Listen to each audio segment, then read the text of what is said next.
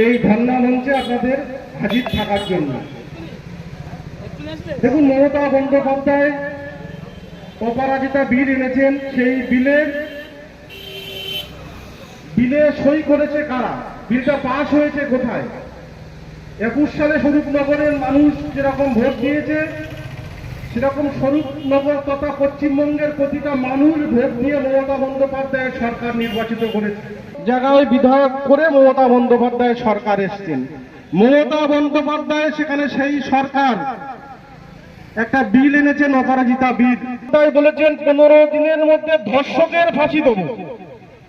বিচার ব্যবস্থার মাধ্যমে এনে ধর্ষকের ফাঁসি চাই।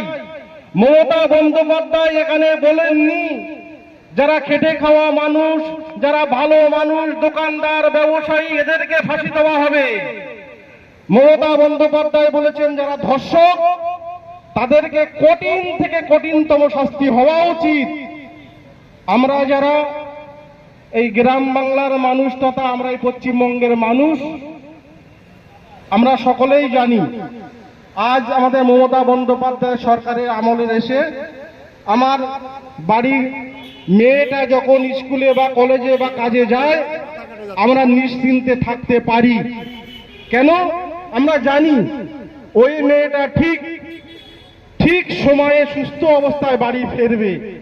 তাই মমতা বন্দ্যোপাধ্যায় সেই বাড়ি ফেরাতে আরো যাতে সুস্থভাবে হয়, যদি নজির সৃষ্টি হয় যারা এই ধরনের কর্ম করবে তাদেরকে ফাঁসি দিয়ে নজির সৃষ্টি করা, তাই মমতা বন্দ্যোপাধ্যায় অপরাজিতা বিল এনেছেন। ভারতবর্ষের মধ্যে প্রথম পশ্চিমবঙ্গে এই অপরাজিতা বিল আমাদের পশ্চিমবঙ্গের বিধানসভায় পাশ হয়ে রাজ্যপালের কাছে পাঠানো হয়েছে।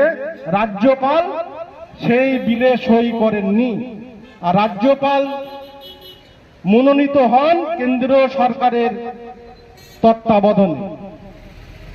যাই হোক, আজকের নারী সুরক্ষার কথা বলতে হয়। মমতা বন্দ্যোপাধ্যায় দেখুন, নারী সুরক্ষার কথা যেরকম বলেছেন, আর নারী উন্নয়নের কথা মমতা বন্দ্যোপাধ্যায়ের হাতে যেটা আছে মমতা বন্দ্যোপাধ্যায় সেটা করছেন। আজকের মেয়েদেরকে স্কুলে যাওয়ার তাগিদ দেওয়ার জন্য, যাতে স্কুলে যায়, স্কুলে পড়ে, স্কুল ছুট না হয়, তার জন্য মমতা বন্দ্যোপাধ্যায় কন্যাশ্রীর ব্যবস্থা মহিলাদের জন্য করেছেন। মমতা বন্দ্যোপাধ্যায় দেখেছেন 18 বছরের নিচে যদি কোনো মেয়ের বিয়ে হয় তাহলে সেই মেয়েটাই অসুস্থ হয়, সংসারে কাজকর্ম করা বা তার মানসিক প্রেসার সে নিতে পারে না। তাই গভর্নমেন্ট 18 বছরের আগে কোনো মেয়েকে বিয়ে দেওয়ার জন্য বারণ করেছেন, আইন করেছেন। সেই 18 বছরের আগে যাতে মেয়েদের বিয়ে না হয় তার জন্য মমতা বন্দ্যোপাধ্যায় 18 বছরের পরে বিয়ে দেওয়া দিলে তাদেরকে রূপশ্রীর মাধ্যমে 25,000 টাকা দেওয়ার ব্যবস্থা মমতা বন্দ্যোপাধ্যায় করেছেন। আমরা জানি, আমরা এই স্বরূপনগরের মানুষ, খেটে খাওয়া মানুষ, আমরা সবাই নিম্ন মধ্যবিত্ত মানুষ। মেয়ের বিয়ে দেওয়ার সময় আমাদের যে কি অসহায়ের মধ্যে পড়তে হয় সেটা আমরা জানি, ভালো রকম জানি। যার বাড়িতে মেয়ে আছে, মেয়ে সন্তান আছে, তারা ভালো করেই জানেন যে মেয়ের বিয়ে দেওয়ার সময় টাকার প্রয়োজন। সেই টাকাটা কোথা থেকে আসবে? হয় জমি বিক্রি করতে হবে, না হলে বাড়ির সোনা দানা বন্ধক রাখতে হবে। এর মাধ্যমে আমি আপনাদেরকে 25,000 টাকা দেবো। এই 25,000 টাকাটা হয়তো তার সম্পূর্ণ বিয়ের খরচ হবে না, তবু যতটুকু সামর্থ্য বা সহযোগিতা করা যায় মমতা বন্দ্যোপাধ্যায় সেটার ব্যবস্থা করেছেন। আজ মমতা বন্দ্যোপাধ্যায় আমাদেরকে যেরকম স্বরূপনগরের মানুষ তথা পশ্চিমবঙ্গের মানুষকে ভালোবেসেছেন, বন্দ্যোপাধ্যায় সব থেকে বেশি চিন্তা করেছেন এই সমাজ এখন যা দিনকাল পড়েছে, এই দিনকাল সব থেকে বেশি পুরুষরা যেরকম মাঠে কাজ করবে তেমনি বাড়ির মা বোনেদেরও সমান তালে অংশগ্রহণ করতে হবে। না হলে একজন পুরুষের পক্ষে খেটে ছেলে মেয়ে পড়াশোনা করানো এবং সংসার চালানো অনেক কষ্টের ব্যাপার। তাই মমতা বন্দ্যোপাধ্যায় স্বনির্ভর গোষ্ঠীর মাধ্যমে মহিলাদেরকে স্বনির্ভর করার ব্যবস্থা করেছেন। মমতা বন্দ্যোপাধ্যায় স্বনির্ভর গোষ্ঠীদের কম সুদে টাকা দিয়ে ছোট ছোট ব্যবসা বা স্বরোজগার করার ব্যবস্থা মমতা বন্দ্যোপাধ্যায় করেছেন। হতে পারে, তাই স্বনির্ভর হতে গেলে মহিলাদেরকে বাইরে বার হতে হবে। বাইরে বার হলে যাতে সুরক্ষিত থাকে মমতা বন্দ্যোপাধ্যায় তার জন্য এই অপরাজিতা বিল এনেছেন। মমতা বন্দ্যোপাধ্যায় মহিলাদেরকে যেরকম দেখছেন তেমনি শিশুদেরকেও মমতা বন্দ্যোপাধ্যায় দেখছেন। আজকের আমাদের প্রতিটা মা বোনেদেরকে মমতা বন্দ্যোপাধ্যায় 25 থেকে 60 বছরের মধ্যে তা ওনাদেরকে লক্ষ্মীর ভান্ডারের আওতায় এনেছেন। 1000 টাকায় যারা লক্ষ্মীর ভান্ডার পাচ্ছেন, এই লক্ষ্মীর ভান্ডার টাকাটা বড় কথা নয়। আমি হলফ করে বলতে পারি, আপনাদের এখানে যত মা বোনেরা এসছেন, আপনার বাড়িতে যদি আপনি বলেন মাসে 500 টাকা দিতে হবে, তবে আমি হলফ করে বলতে পারি কারোর বাড়ির থেকে 500 টাকা স্বইচ্ছায় দেওয়ার মানসিকতা বাড়ির লোকের নেই বা থাকবেও না। কিন্তু মাস পয়লা আপনার অ্যাকাউন্টে 1000 টাকা মমতা বন্দ্যোপাধ্যায় ঠিক সময় মতন আপনার অ্যাকাউন্টে ঢোকাই দিচ্ছেন।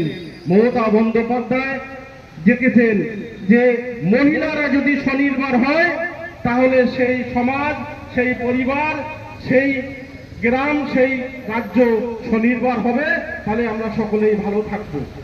মমতা বন্দ্যোপাধ্যায় এই 1000 টাকা বা 1200 টাকা যেসব মহিলারা পাচ্ছেন, আপনারা সকলেই জানেন মাস পয়লা পাচ্ছেন।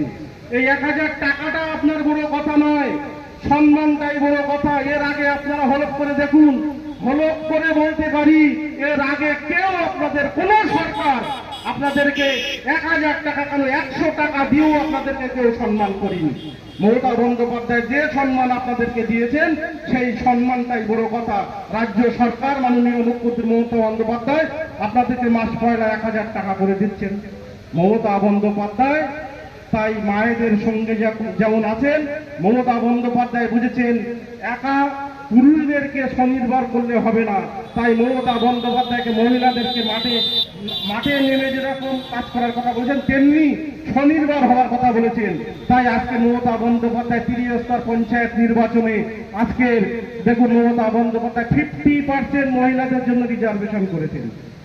আজকের আমাদের স্বরূপনগর পঞ্চায়েত সমিতির সভাপতি যেরকম অনুসূয়া মণ্ডল হয়েছে, স্বরূপনগর বাংলানি পঞ্চায়েতের আমাদের প্রধান, তিনিও কিন্তু মহিলা রিজার্ভেশনের কারণেই কিন্তু হয়েছে। তিনিও আজকের বিধায়ক হয়েছেন মহিলা নির্বাচন না, আমাদের উনি সভাধিপতি হয়েছিলেন মহিলা রিজার্ভেশনের কারণে।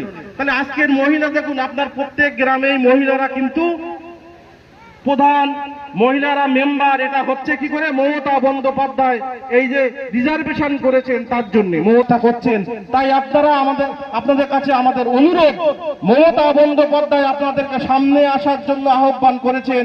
তাই আপনারা বাড়িতে শুধু বসে থাকবেন না, আপনাদের মমতা বন্দ্যোপাধ্যায়ের ঠিক অনুসরণ করে, মমতা বন্দ্যোপাধ্যায় একজন মহিলা, আপনারা অনুসরণ করুন। অনুসরণ করে আপনারা স্বনির্ভর গোষ্ঠী যেভাবে করছেন, সেই স্বনির্ভর গোষ্ঠী মমতা বন্দ্যোপাধ্যায় বহু টাকা সাহায্য করছেন, আপনারা সেটা ব্যবহার করুন।